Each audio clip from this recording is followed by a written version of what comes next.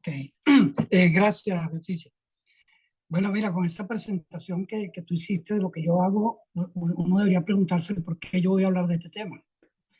Ese es el otro aspecto de la vida, pues, de esta pelea por la recuperación de Venezuela.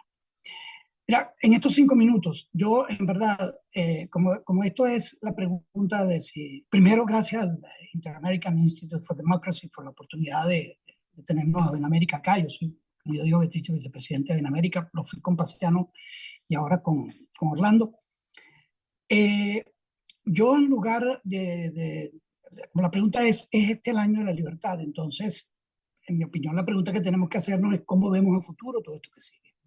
Porque cuando nosotros tenemos una nueva oportunidad, que es lo que tenemos en este momento, porque ya se analizó con detalle lo que pasó con el gobierno interino, yo en su momento, con el mismo esfuerzo que estamos trabajando ahora y que hemos trabajado por María Corina Machado como líder de la nación, más allá de ser candidata o no, con el mismo interés y el mismo esfuerzo, trabajamos por el gobierno interino de Juan Guaidó.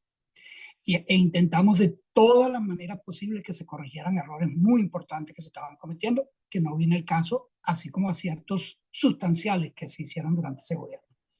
Pero ahora la pregunta es, ¿cómo sigue esto? Porque tomando esto como parámetro, en la primaria se eligió al líder de la nación, no tanto al candidato presidencial, porque eso no dependía de la primaria, depende de muchas otras cosas, como lo hemos visto.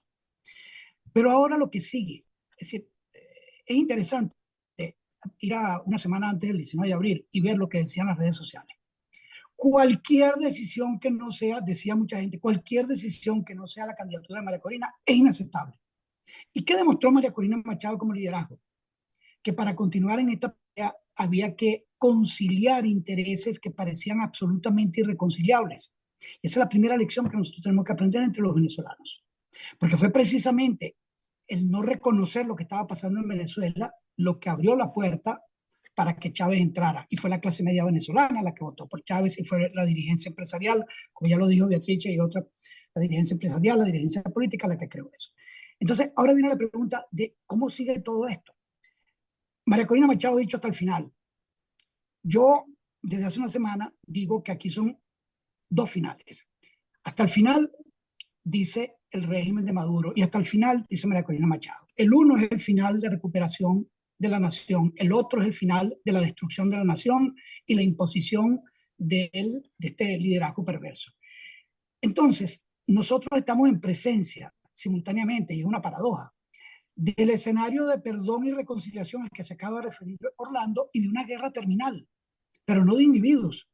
Estamos enfrentados a una guerra terminal política y me gusta lo que dijo Oxford, Nelson, sobre la frase de Calvani, que hay que conciliar ética con política para que la democracia sobreviva. Y esto es el reto que nosotros tenemos en este momento. Y María Corina Machado dio una demostración muy importante de crecimiento como líder y crecimiento intelectual al abrir la oportunidad para que alrededor de la candidatura de Edmundo González se pudiera seguir articulando este proceso. Ahora, ¿dónde termina este proceso? No sabemos porque estamos en presencia literalmente de una guerra, pero como digo, no es una guerra convencional, esto es una guerra altamente no convencional, donde por un lado el régimen tiene las instituciones, el miedo, el hambre, el terror para seguir agrediendo a los venezolanos y por otro lado no tiene el control de la gente, no tiene el favor del pueblo. ¿Y nosotros qué tenemos? Nosotros tenemos unas posibilidades enormes, pero tenemos en contra nuestra la forma en que nosotros analizamos precisamente la política, porque no terminamos de entender que no es problema de una unidad abstracta, es que no tenemos ninguna posibilidad de enfrentarnos a una cosa de este tipo si no lo hacemos con una estrategia política bien articulada. Y entonces, cuando uno se pregunta, ¿este es el año de la libertad? Yo creo que por lo pronto este es el año de la transición si lo hacemos bien. Ahora, ¿cuál transición? Depende del juego político. Podría ocurrir aquí una transición en la cual se dé efectivamente una salida del poder de Maduro a cambio de ciertas cosas, o podría ocurrir una transición de una naturaleza completamente distinta. Y nosotros necesitamos a la comunidad internacional para que esto ocurra. Y el rol de la diáspora aquí es absolutamente esencial. Ya María Teresa señaló 8 millones, son más cerca de 10 millones de venezolanos que no van a poder votar, que incluye buena parte de la diáspora. Entonces, para nosotros seguir en esta, y con esto termino, para nosotros seguir en esta pelea de aquí, de aquí a lo que sigue, hacia el futuro, es indispensable, y en eso las palabras iniciales de Edmundo González Urrutia han sido tremendamente sensatas. Lo que viene en Venezuela exige la reconciliación de los venezolanos exige un espacio de inclusión para todos los venezolanos. Ahora, eso significa que tú tienes que abrirle un camino al chavismo descontento, al chavismo disidente para que se incorpore este proceso, porque no hay forma de hacerlo si uno no quiere una confrontación. Entonces, el espacio de perdón, como yo lo entiendo al que se refiere Orlando. Pero está el otro espacio de abierta confrontación política, que es hacer lo que se hizo en este momento y que permitió que la candidatura del mundo siguiera viva, que es utilizar toda la fuerza internacional, o que la visita del fiscal a Caracas y las declaraciones de Lula no ayudaron.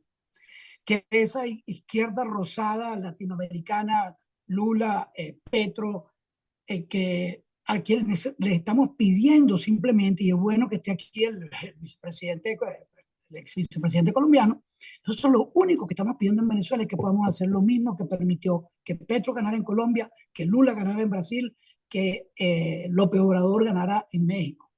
Que ese es Ya se te acabó el tiempo. Entonces, ya se terminó el tiempo y con eso termino. Eso, el camino hacia el futuro está abierto, muy abierto, pero requiere de mucha inteligencia política.